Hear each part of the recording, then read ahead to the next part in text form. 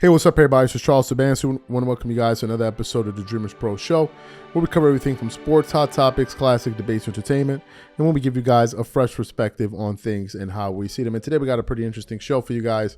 But before we get into it, please make sure you like the video and subscribe to the channel. So, yesterday, I came across the interview of Shannon Sharpe going to Stephen A. Smith's podcast. As you guys know, the weekend before he debuted on ESPN, on ESPN First Take, Stephen A. Smith went and did a sit down with Shannon Sharpe on his own podcast. The podcast did very, very well.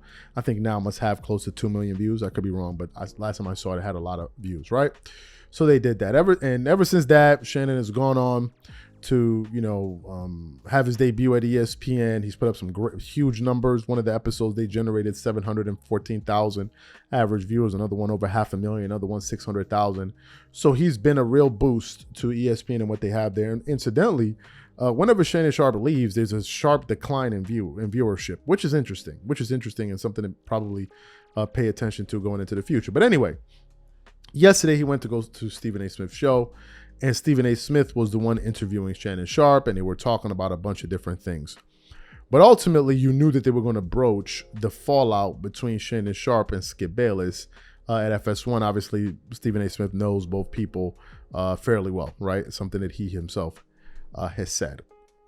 But it got to the point where basically Stephen A. Smith asked Shannon Sharpe directly. He said, what moment did you know? Like, when was the turning point where it all just went sour, when you guys knew that there was no coming back from this?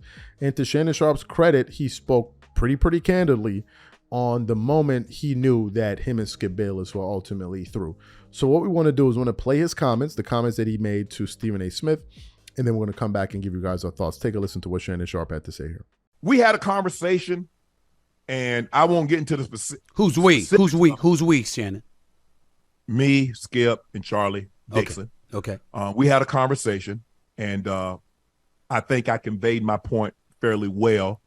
No matter how much longer I was on the show, how much longer I was going to be at FS1, that level of disrespect wouldn't be tolerated. He made sure to make that point. And how receptive they were. I've known Charlie for years. Charlie's a good man. Obviously, I've known Skip for a long time. How was that received when you said that? I said my piece and I got up and walked out. I don't really think there was anything else to discuss or have a discussion. It had already been said. I just wanted to say my piece. Mm-hmm. And I moved on. I also told you that is the day I knew it was over. You would be leaving. I said, there is no way the Skip Bayless that I know, the Shannon Sharpe that I came to know, the television business, the way that I know it, there is no way in hell they survived that together. It is over. Right. Shannon's going to be gone. Your thoughts that day? You did. You told me a lot of things leading up to that point. I think the thing for me is that I saw Damar Hamlin and my brother. I remember watching my brother lay temporary paralyzed on the field, and I saw a lot of Damar Hamlin in that situation. For me, even though he opened the show the day that I wasn't there, saying his bosses wanted him to offer an explanation. And when I said the bosses had a problem with what you said, he simply said they did not, when he had clearly said to himself that the bosses had a problem with what he said and he needed to clarify it. I agree with you. Probably if I could go back and do one thing differently, there are a couple of things. That situation, I definitely would not have. I definitely should have reported. I'm sure they held that against me, but reported to work. Reported to work. Yeah, right. Yeah. I should have gone in there and sat down and not. If I show up to work, I'm gonna work. It's not like I'm gonna sit there and hold in while I'm there. Right. No, I would have absolutely done my job, and that's probably one of the moments in my tenure that I'm least proud of, that I didn't show up, because on all the other jobs I've ever had, I've never not shown up for work. But that particular day, when you responded the way that you responded, when you were interrupted, was that your way of just saying, I'm done, I've had enough? It's over? I was just like, okay, let me get through the monologue, if you have anything that you want to object to, you want to add, you can do it then. At least just let me get through the monologue. Because, Stephen A., like, if you remember a couple of months later, I had an incident at the Laker game with the Grizzlies. Yeah. Is that when I did what I did, I didn't have anything that was from my heart. Yeah. I don't put anything in prompter. That was me speaking. Yeah. And when I was talking, I told you handled that right too. I told you handled that right, absolutely, because you can't put the this DeMar other Hamlin situation, right. Stephen A. That was from my heart. There was nothing written in prompter. My farewell speech, there was nothing written in prompter. So I just wanted him to let me get through. He could object to anything that I said that he liked or disliked or he wanted to add. That was fine, but just let me get through it. But at that point in time, I just think the thing is, he was like, I don't really want to hear anything else he has to say. I just want to move on. And that was fine. But if you notice, to go back to that Tom Brady, and this is what a lot of people was most proud of, that if you didn't see that moment, you would have never known that moment happened in the show. Because I went on and carried on like nothing's happened. And that happened very early in the show, Stephen A. Yeah. I went on and did my job the last 2.5 minutes, the last 2 hours and 15 minutes of that show. If you did not watch that actual segment, you would have never known Skip and I had an issue. That's how well I compartmentalized what had transpired. When it was over, how fearful were you when you were departing from FS1? How fearful were you that those incidences, the apparent friction that existed on camera for all the world to see, how fearful were you that your career and your career aspirations were going to be compromised because of those incidences? Well, you could never be for sure. You would have liked to have left on the greatest of terms, but even someone that leaves on the greatest of terms, sometimes people might say things. So I really didn't know. I just, and I was like, okay, I have my podcast. So and really, Stephen A., ESPN is really the only or the platform that kind of do what I was doing. And so I said, well, I don't know. They probably not going to give me a chance, because they're probably, everybody knows everybody, and they'll probably say, well, he was this and he was that. And so I was like, I really didn't know. I really didn't know what to expect. And then talking to you, and he's like, what do you, when you say, hey, you hit me up and say, big boy, what you want to do? I said, man, I want to work. I said, I want to work. I said, I think I'm good at this. I think I can be an asset to a network. I'm hardworking. I'll do my job, and I'm gonna go home. And he says, well, I want you. You told me, so I want you. And it's not up to me whether they hire you or not. He said, but I'm gonna go tell the bosses today that I want you. And true to your word, a couple of days later, one of the ESPN execs reached out, got to gauge my interest. That was like on I want to say a Wednesday, Thursday. And that Monday morning, he flew down. We had breakfast together. He said, tell me what you want. I said, I'm looking to do this, this, and this. He says, okay. And then you hit me up, says, hey, we're going to green light this thing. I said, all right. I said, bro, you know what you're getting. Yeah. I said, I work hard. So you heard what Shannon had to say there. Now, at the time of that blow up, we actually did a show to cover that blow up, right? The DeMar Hamlin situation was something that took place, I believe it was in January. And then, of course, we had the one with the Tom Brady one. The Tom Brady one was just incredible.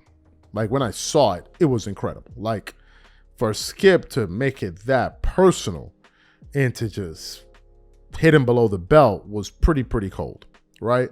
Because at that time, Shannon had never made it personal. He had never said anything personal about Skip Bayless.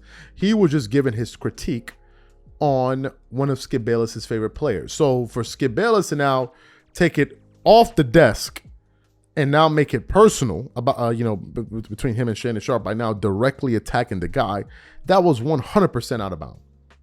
And any self-respecting person would feel the same, because now Instead of attacking the subject, you're attacking me personally on live television, which was just absolutely wrong on so many different levels, right? And there's no defense for it. Only clowns will tell you, oh, Shannon Sharpe overreacted. Yeah, whatever. It's always easy to say how such and such person would have reacted when you're not in their shoe. So Shannon Sharpe, was stunned. Skip, you gonna do this to me? You gonna do that to me? But after listening to him, it turns out that him not showing up the following day after that Damar Hamlin situation definitely played a role in terms of the executives probably looking at him like, no matter what happens, you report the work. You report the work. And if you listen to that soundbite carefully, you will hear Shannon Sharpe essentially say that I should have showed up. I should have come to work. And I think that was very honest on his part, right? That wasn't a good look to just not show up to work.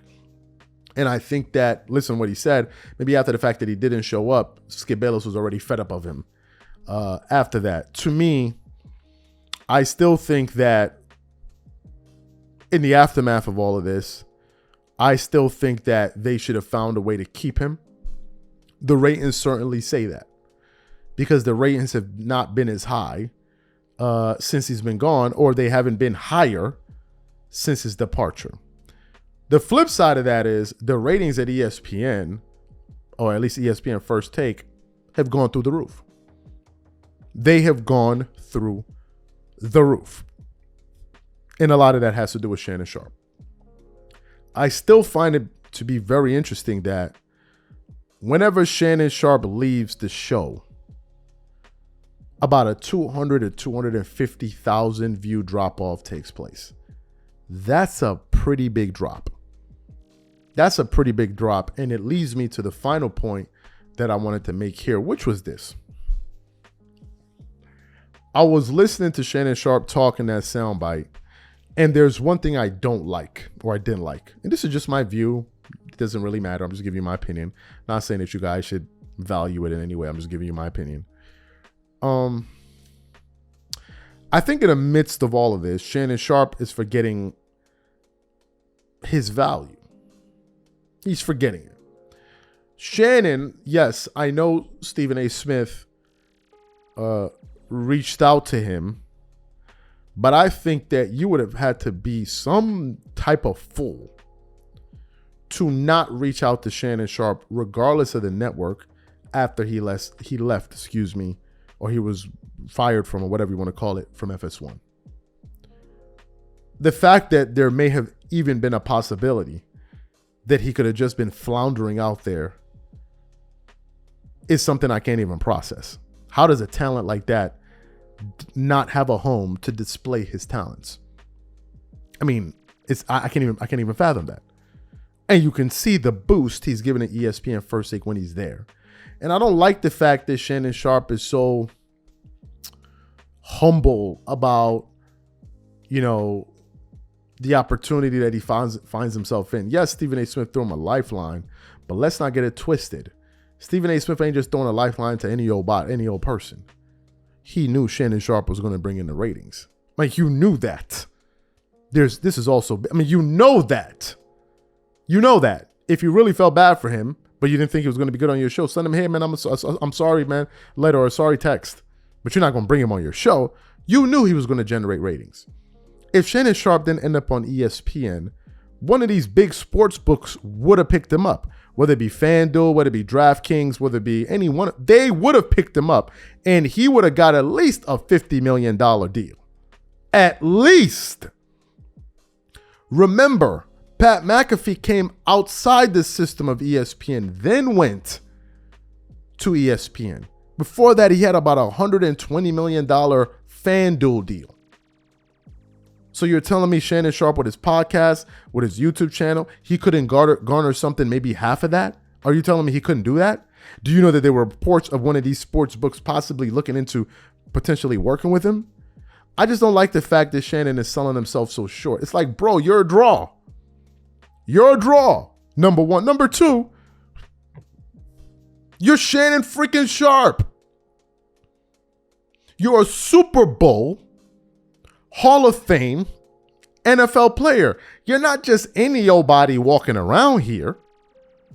I mean, come on.